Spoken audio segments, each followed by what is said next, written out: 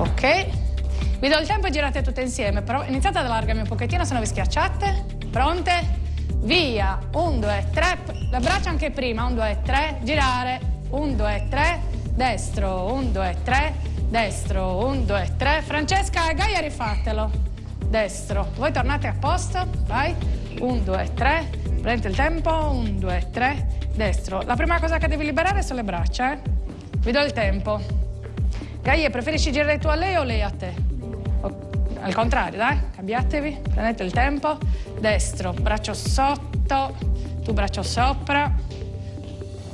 Ricordatevi il braccio è la prima cosa da liberare, Vi do il tempo, allargatevi. Do il tempo per tutti, allargatevi.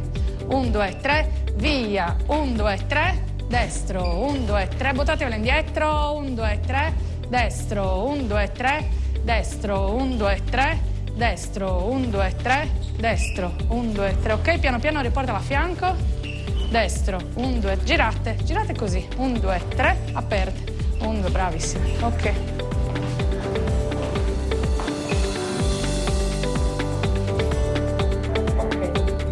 Come potete vedere non è tanto facile.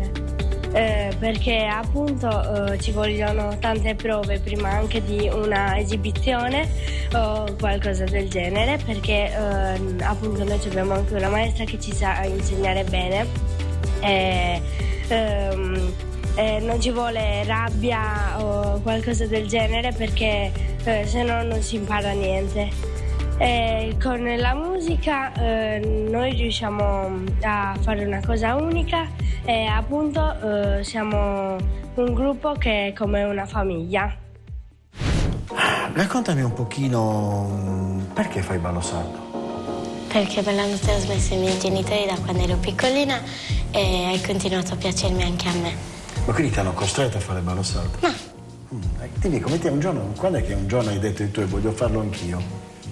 Perché andavo sempre alle loro prove quando ballavano e io li vedevo sempre ed ero anche un po' invidiosa perché comunque volevo ballare anche io.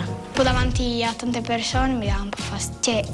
È faticoso? Che cosa ti impressiona di più in questi momenti? Che mi osservano. È iniziato tutto dalla scuola, che le mie compagne mi dicevano che uno della settimana iniziavano ballo sardo. E io gli ho detto che siccome anche mie sorelle andavano a ballo sardo prima in un altro gruppo, loro lo sapevano ballare, io ero invidiosa e lo volevo saper ballare anche io con loro.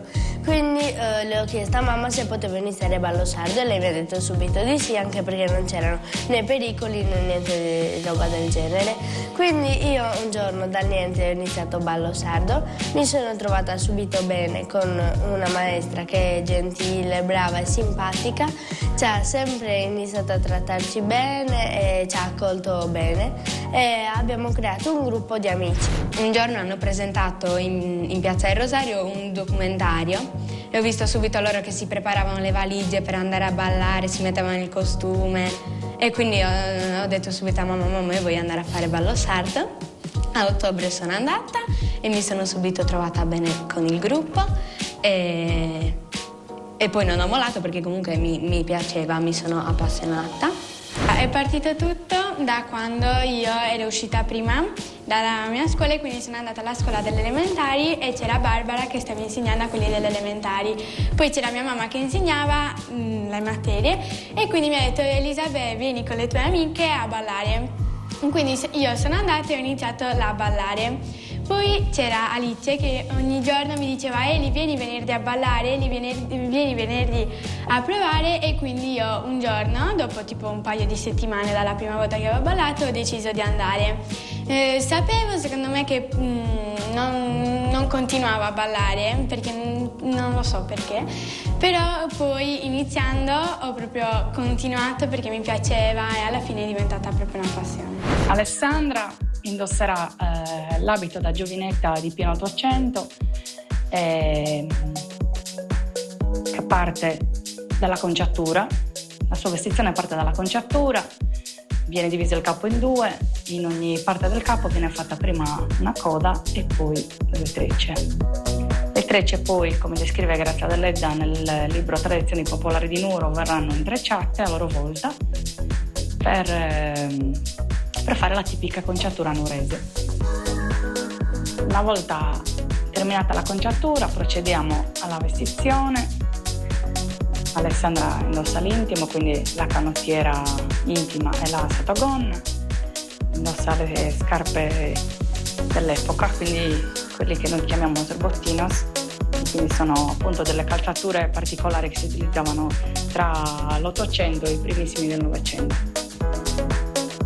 Adesso indosserà anche la seconda sottogonna, perché come prevede la tipologia di abito di quest'epoca, la gonna aveva un'ampiezza abbastanza grande. Infatti Grazia Deledda parla del fatto che le donne nuoresi avevano la mania dei fianchi prominenti e indossavano quante più gonne avessero.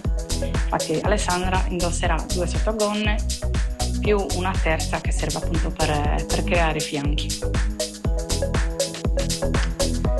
Adesso Alessandra indossa la camicia, che è finemente ricamata, ha una plissettatura sul davanti con un ricamo che noi chiamiamo incoradura e un pizzantaglio. Le camicie nuoresi sono sempre stirate con queste pieghe particolari verticali sul davanti. Adesso mettiamo i gioielli.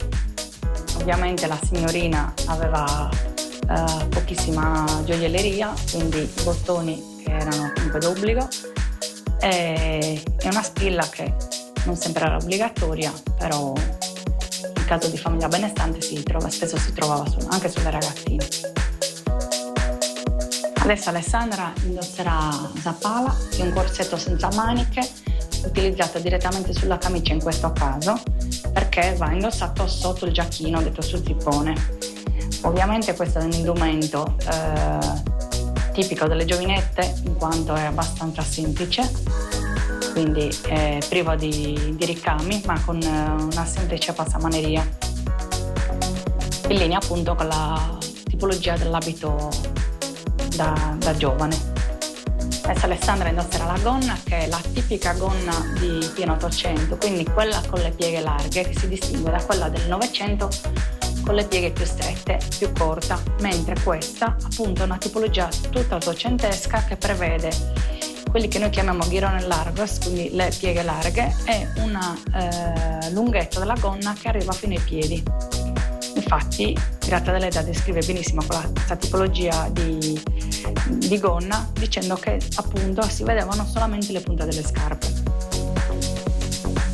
In questo caso, a differenza dell'abito da sposa, non verrà indossata la pala supra e il tipico grembiule ricamato nuorese, ma essendo un abito da signorina, la gonna non prevede il grembiule. Adesso le possiamo mettere anche sul zippone, che è il giacchetto di panno. Questo è sul zippone, un giacchetto di panno orlato di setta liscia non marettata, così come era previsto nella moda appunto dell'epoca ottocentesca. Anche per la gonna stessa setta non marettata. Il zippone si evince che il zippone è ottocentesco soprattutto dal colore, in quanto appunto quelli più antichi erano aranciati, rossi chiaro. Gli ultimi zipponi a noi rinvenuti sono più violacei, quindi questo è proprio di epoca ottocentesca. Adesso ad Alessandra verrà posto il mucadore, che è un mucadore liscio, in quanto giovinetta e non ancora sposata, quindi un mucadore semplice, molto lungo perché la moda dell'epoca prevede che non venga scoperto il collo e quindi non si veda niente.